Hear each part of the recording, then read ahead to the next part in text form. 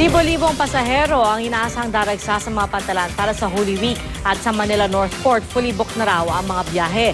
Nakatutok live si Mav Gonzalez. Mav? Pia, nagkakaubusan na nga ng tickets hanggang Lunes para sa mga biyahe ngayong Holy Week dito sa North Port sa Maynila.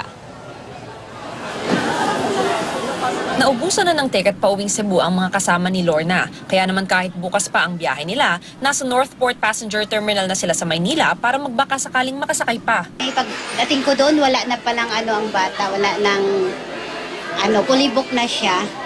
Ngayon, nakiusap na lang kami. Ayon sa pamunuan ng Northport, fully booked na ang mga biyahe hanggang Lunes. Pwede pa rin naman daw pumunta rito, pero chance passenger na lang. Po kami, baka po kasi malate kami. Tsaka baka po matraffic. Umaga pa lang, marami ng pasaherong naghihintay sa Northport. 24 hours ang operation ng terminal. Kaninang alas 4 ng hapon ang huling biyahe papuntang Dumaguete, Zamboanga at Dipolog. Bukas may mga biyahe rin ng alas 9 ng umaga at alas 5 ng hapon. Halos 1 hanggang 3 araw ang biyahe ng mga barko. Kaya naman kailangan daw magbaon ng ekstrang damit, pagkain at pasensya ng mga pasahero.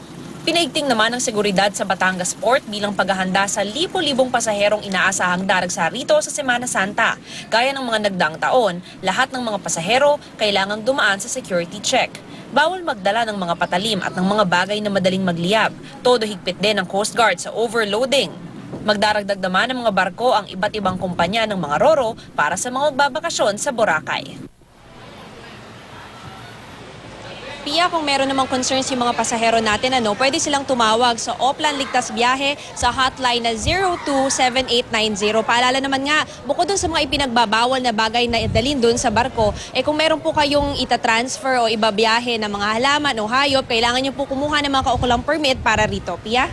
Maraming salamat, Mav Gonzalez.